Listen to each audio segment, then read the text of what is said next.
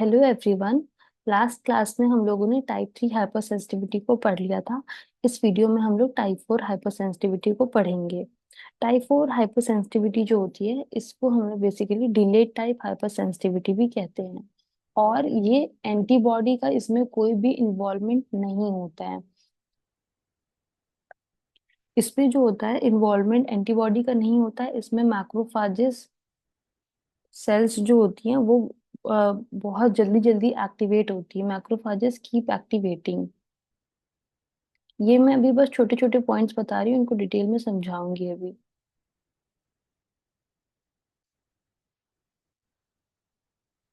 और जब macrophages activating होने लगते हैं, बहुत सारे मैक्रोफाजेस क्या करते हैं, एक्टिवेट हो जाते हैं, जिसकी वजह से ये ट्यूमर सेल्स भी बनाने लगते हैं।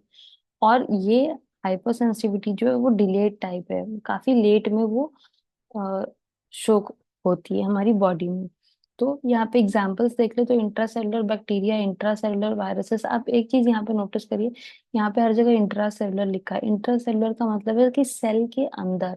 जो पूरे हम लोगों ने अभी हाइपर सेंसिटिविटी 1 2 3 पढ़ी थी, वो सारी जो हमारी थी वो ह्यूमरल थी। न्यूरल का मतलब क्या हुआ कि ये अगर हमारा टिश्यू है तो वो यहाँ बीच में जो गैप्स प्रेजेंट है वो यहाँ पे प्रेजेंट है। अब की जो ये टाइप 4 हाइपरसेंसिटिविटी है वो सेल के अंदर हमारी प्रेजेंट है, यहाँ पे प्रेजेंट है। तो इसे हम लोग सेल मीडिएटेड हाइपरसेंसिटिव रिस्पॉन्स भी कहते हैं। तो सेल मीडिएटेड हाइपरसेंसिटिव रिस्पॉन्स। ठीक है। अब यहाँ पे सबसे पहला इसका जो मैकेनिज्म किस तरीके से होता है, एंटीजन हमारी बॉडी में एंटर करता है। यहाँ पे एंटीजन क्या क्या हो सकता है मैंने आपको बता दिया। यहाँ पे ये जो सारे नाम लिखे हैं ये सारे हमारे एंटीजन हो सकते हैं। इसमें वायरसेस भी हो सकते हैं। वायरसेस बाकी किसी 3 हाइपरसेंसिटिविटी 1 2 3 में वायरसेस नहीं हो सकते थे, क्योंकि वायरस जो होता है वो हमेशा ही सेल मीडिएटेड रिएक्शंस कराता है। वायरस हमेशा सेल के अंदर रहता है, क्योंकि वो सेल के बाहर उसको कुछ मिलता नहीं है। सेल के बाहर वो एक्टिव हो इनएक्टिवेट स्टेट में रहता है। वायरस हमेशा सेल के अंदर एक्टिवेट होता है। तो हाइपर सेंसिटिविटी 4 में ही सिर्फ वायरस का यहाँ पे देखा जाएगा। तो मान लो कोई भी एंटीजन यहाँ पे आया, तो ये क्या करेगी, एंटीजन को यहाँ पे सेंस करती है। जब एंटीजन को सेंस करते है, इसको प्रोसेस करके प्रेजेंट करती है टीएच सेल पे।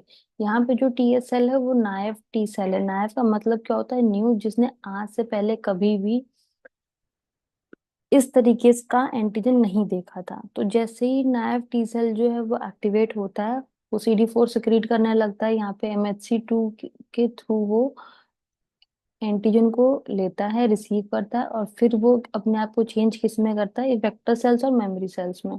यहाँ पे इफेक्टर और मेमोरी सेल्स। इफेक्टर सेल्स और मेमोरी सेल्स का क्या मतलब हुआ, मेमोरी सेल्स जो होती हैं वो बाद के लिए रहती हैं, और इफेक्टर सेल्स जो होती हैं वो तुरंत उसी टाइम पे काम करती हैं। तो क्या वो, जब यहाँ पे हमारी टी सेल जो है वो मेच्योर हो चुकी है, अब ये न्यू नहीं है। अब इसको पता है कि अगर अब एंटीजन आएगा तो इन सबकी ये जो प्रोसेस यहाँ पे हुआ है इसकी जरूरत नहीं पड़ेगी, अब ये खुद से एक्टिवेट हो सकता है। तो यहाँ पे जैसे ही सब्सिक्वेंट एक्सपोजर होता है, मतलब सेकेंड एक्सपोजर होता है हमारा एंटीजन का, तो ये टीएस सेल जो होती है खुद से एक्टिवेट हो जाती है, और ये सिक्रीट करने लगती है आईफन गामा और TNF बीटा।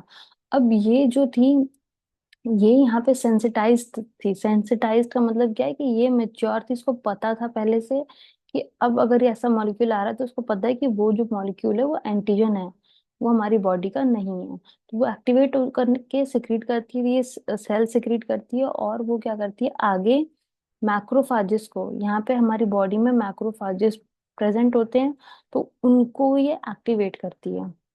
इनको एक्टिवेट इसलिए करती है क्योंकि जो मैक्रोफाजेस होते हैं वो काफी अच्छे से एंटीजन प्रेजेंट करते हैं आगे दूसरी सेल्स को। तो यहाँ पे मैक्रोफाजेस रहते हैं।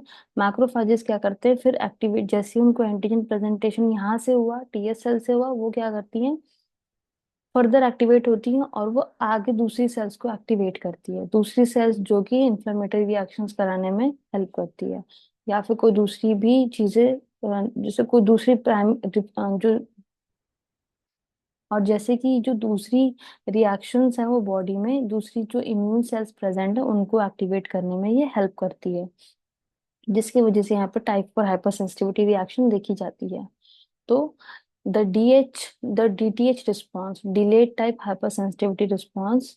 फर्स्ट सेंसिटाइजेशन और दूसरा था इफेक्टर फेज। सेंसिटाइजेशन में क्या हुआ था, after initial contact with the antigen, पहले एंटीजन का कांटेक्ट हुआ था, तो जैसे कि पेप्टाइड्स हुए, TH cell proliferated and differentiate into TH one cell, TH one में वो डिफरेंशिएट हुई थी। Cytokine secreted by this TC are indicated by the black balls, यहाँ पे जो साइटोकाइंस रिलीज हो रही है ब्लैक बॉल्स में दिखाया गया है।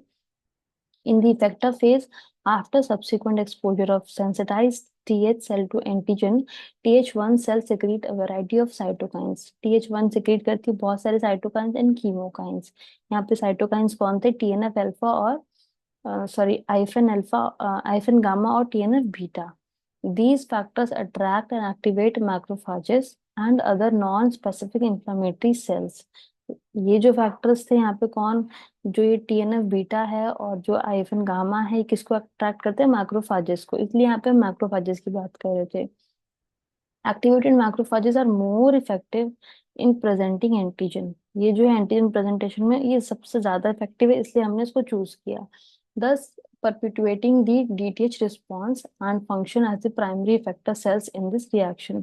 तो हमारी प्राइमरी इफेक्टर सेल्स कौन हो गई, मैक्रोफाजेस हो गई यहाँ पे।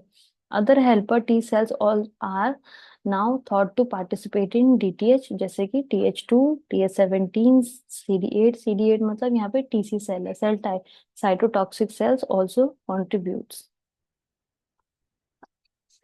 अब यहाँ पे देखो ये एक्टिवेटेड मैक्रोफाजेस है, वो क्या कर रहा है, वो टीएनएफ अल्फा, उसने टीएनएफ, यहाँ पर जब उसने टी सेल से यहाँ पे सिग्नल लिया था तो किससे लिया था, आईएफएन गामा और टीएनएफ बीटा से लिया था, आईएफएन गामा और टीएनएफ बीटा, ये रहा नीचे लिखा है यहाँ पे, ठीक है।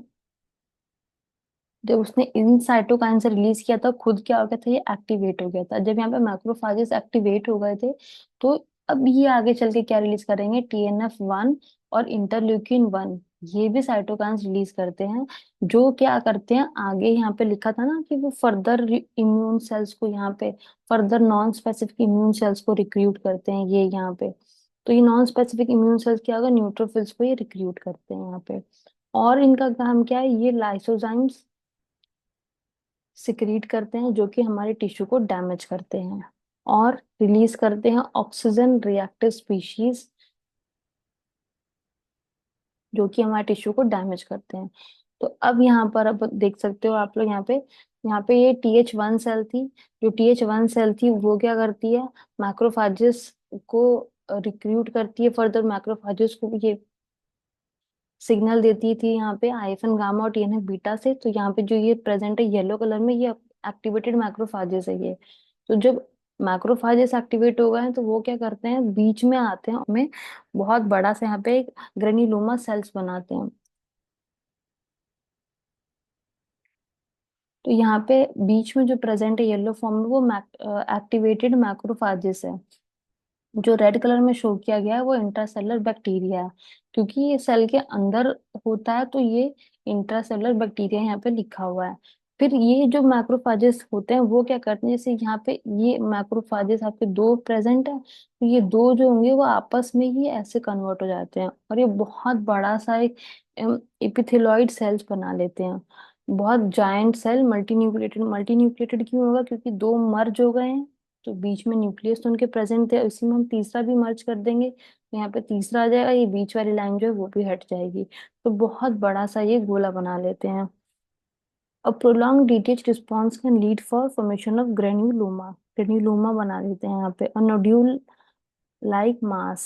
Lytic enzymes released from the activated macrophages in a granuloma can cause extensive tissue damage। Stain section of granuloma, यहाँ पे देखो ये जो है, ये ग्रेन्युलोमा सेल्स, इन्होंने बीच में देखो कितना बड़ा सा, एक ही जैसे ये छोटे छोटे छोटे छोटे सेल्स थे, फिर इन्होंने एक बीच में बड़ा सा सेल बना दिया, और अब ये मिल करके अगर रिलीज करेंगे ना लाइटिक एंजाइम्स, तो वो हमारे टिश्यू को बहुत ज्यादा डैमेज करते हैं। टिश्यू डैमेज की फोटो मैंने आपको दिखाई थी आगे। हाइपर सेंसिटिविटी 3 में भी हम लोगों ने पढ़ा था टिश्यू डैमेज होता है, तो यहाँ पे वही वाला टिश्यू डैमेज है, ठीक है, टिश्यू का डैमेज होता है।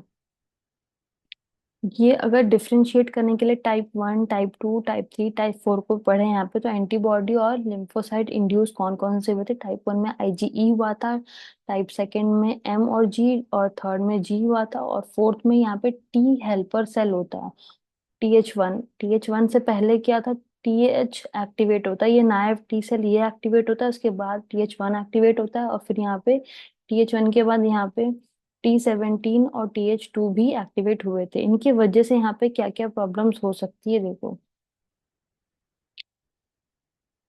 यहाँ पे सिस्टमिक एनाफाइलेक्सिस देखी गई थी, यूट्रिकेरिया सिस्टमैट यूट्रिकेरिया देखा गया था, हिमोलाइटिक एनीमिया यहाँ पे होता है, सीरम सिकनेस और ग्लोमेरुलोनेफ्राइटिस यहाँ पे होता है, और यहाँ पे कॉन्टैक्ट डर्मेटाइटिस होता है।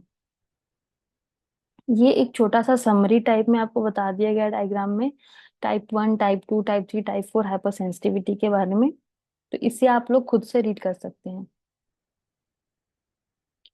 यहाँ पे लास्ट में मैंने भी एक छोटा सा समरी टाइप में बना दिया हुआ है, टाइप 1 से लेकर टाइप 4 हाइपर सेंसिटिविटी तक। टाइप 1 में हम लोग देखते हैं कि एनाफाइलेक्सिस रिएक्शन होती है, उसमें एंटीबॉडी जो होती है वो IgE हम लोग यूज करते हैं, एलर्जन में हम लोग एंटी, और अगर एंटीजन की बात करें तो यहाँ पे एलर्जन कोई भी फॉरेन पार्टिकल जो एलर्जी कॉज कर रहा था उसे हम लोग यहाँ पे एंटीजन कंसिडर करते हैं। ये तीनों जो होती है वो ह्यूमोरल होती है। ह्यूमोरल का मतलब मैंने आपको बताया अभी, जैसे ये हमारा टिश्यू है अगर ये पूरा, तो जो बीच में यहाँ पे प्रेजेंट है, तो यहाँ पर ये एंटीजन यहाँ प्रेजेंट होगा बीच में, ये सेल मीडिएटेड नहीं होती है। जो डिलेड टाइप होती है वो cell mediated hyper sensitivity reaction cause करती है, सेल मीडिएटेड। उसके बाद टाइप 2 में साइटोटॉक्सिक की बात करते हैं, क्योंकि सेल के साथ वो अटैच रहती है हमारी, एंटीजन जो है वो सेल के साथ अटैच होता है, और उसके बाद यहाँ पे एंटीबॉडी अटैच होती है, उसके बाद यहाँ पे कॉम्प्लीमेंट सिस्टम आके अटैच करता है, और ये जो है सेल की डेथ कॉज करवाते हैं। यहाँ पे एंटीबॉडी की बात करें तो IgG और IgM होती है। एंटीजन यहाँ पे हम लोगों ने एग्जाम्पल में पढ़ा था RH पॉजिटिव का, ब्लड ट्रांसफ्यूजन और एंटीबायोटिक्स का। उसके बाद यहाँ पे ऑटो इम्यूनिटी का क्वेश्चन पूछा जाएगा, तो ऑटो इम्यूनिटी टाइप 2 में देखी जाती है, टाइप 3 में भी होती है। टाइप 3 की बात करें तो एंटीजन एंटीबॉडी यहाँ पे रिएक्शन देखी जाती है, इम्यूनो कॉम्प्लेक्स का फॉर्मेशन होता है, ये ब्लड सर्कुलेशन में प्रेजेंट होती है, और एंटीजन यहाँ पे कोई भी बैक्टीरिया या फॉरेन पार्टिकल्स ले सकते हैं यहाँ पे। टाइप 4 में हम देखें तो डिलेड टाइप हाइपर सेंसिटिविटी था, यहाँ पे कोई भी एंटीबॉडी का रोल नहीं होता है, यहाँ पे T सेल का रोल होता है जो कि साइटोकाइंस प्रोड्यूस करते हैं, इंट्रा सेलुलर एंटीजन प्रेजेंट होता है, पैरासिटिक, फंगल, बैक्टीरियल, वायरल, सब वायरल भी। तो ये समरी है, और जो इनमें पॉइंट्स लिखे हुए हैं एग्जाम्स में जो क्वेश्चंस आते हैं CSIR में, तो ये जो पॉइंट्स हैं, यहाँ पे एनाफाइलेक्सिस लिख दिया, ह्यूमोरल लिख दिया, या सेल मीडिएटेड लिख दिया, इम्यूनो कॉम्प्लेक्स, ये सारे टर्मिनोलॉजीज जो है क्वेश्चंस में फ्रेम होकर के, और स्टेटमेंट जब बनती है तो यही सारी टर्मिनोलॉजीज यूज होती हैं, और फिर वो पूछे जाते हैं कि कौन से टाइप की हाइपर सेंसिटिव रिस्पॉन्स देखे जाते हैं। आई होप आपको पूरा हाइपर सेंसिटिव रिस्पॉन्स समझ में आया होगा। Thank you.